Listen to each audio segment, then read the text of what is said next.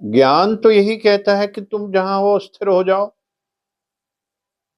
और स्थिर प्रज्ञा मतलब आपकी स्थिति ऐसी हो कि आप अकेले बैठे हो, एकांत में बैठे हो, अकेलेपन से एकांत में आते हो और एकांत से केवल्यम की स्थिति में आ जाइए आप। जब आप अंदर उतरते हैं, उस आनंद को यहां महसूस करते हैं।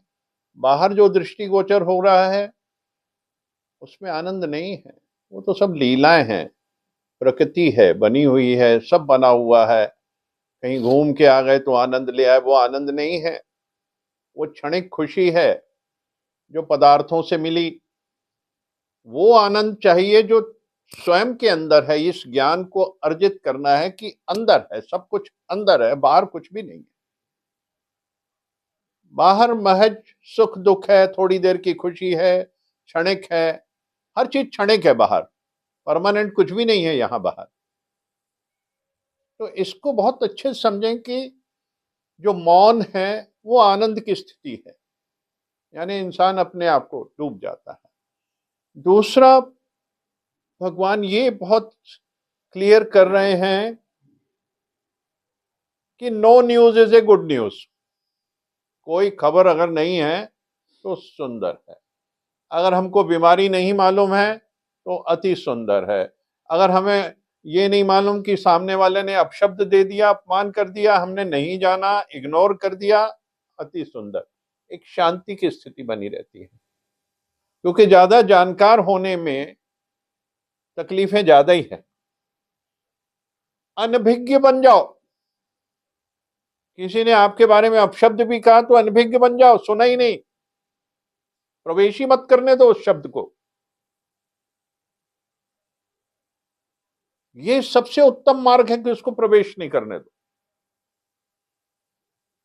एक कोई गिफ्ट लेके आता है और हम उसको एक्सेप्ट नहीं करते, नहीं लेते, बस हाथ जोड़ देते हैं, तो वो गिफ्ट वापस लेके चला जाता है।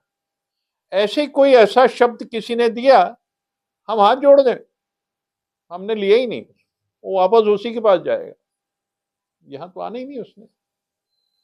इतनी अनभिज्ञता होनी चाहिए शब्दों में।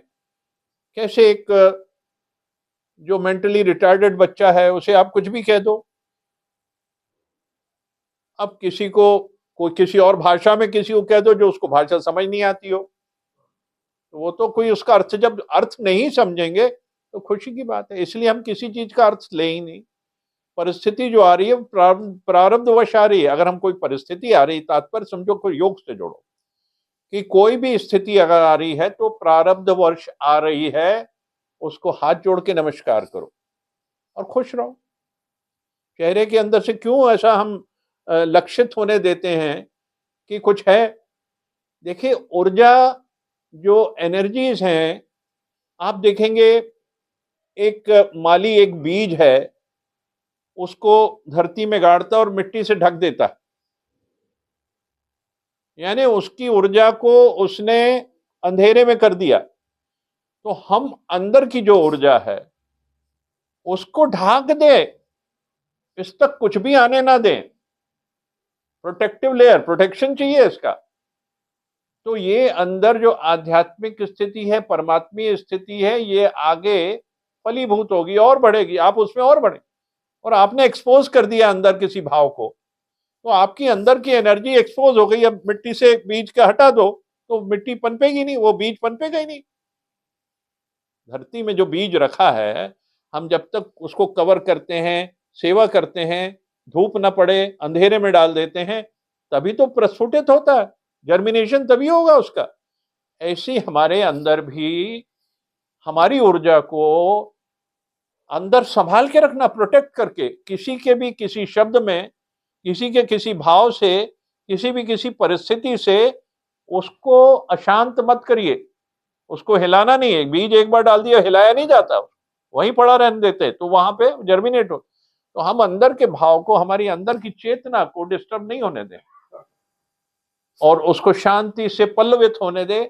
और आपकी जो जो जो ऊर्जा है, जब आपकी संग्रहित हो जाएगी और पूर्ण ऊर्जा हो जाएगी, अपने आप आपका प्रकाश चारों तरफ फैलेगा, किसी को कहने की भी जरूरत नहीं, बताने की जरूरत नहीं, समझाने की जरूरत नहीं।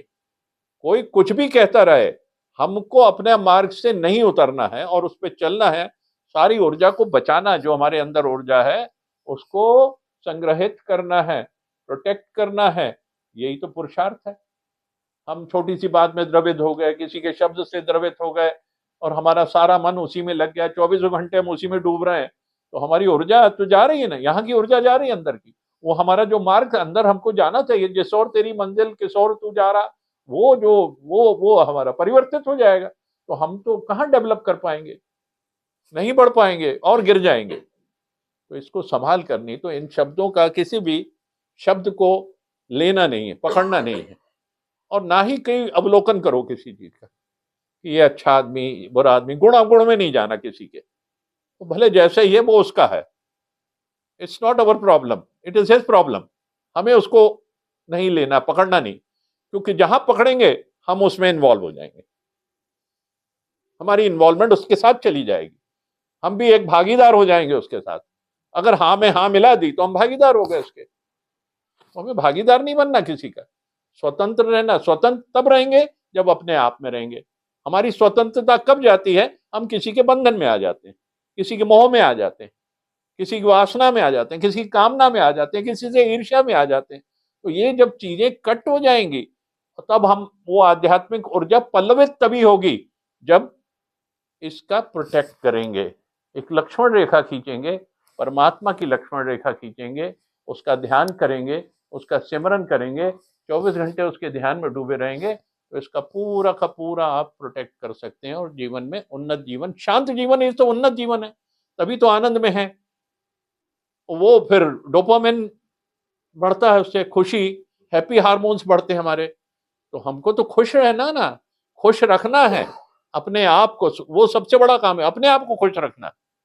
तो उसके तो यही मार्ग है कि उसमें डूबे रहो परमात्मा में, तो ये खुश रहेगा, मस्त रहेगा। हम तो मस्त रहते हैं, हम तो मस्त रहते हैं, हम तो मस्त रहते हैं। हरिओम संतो।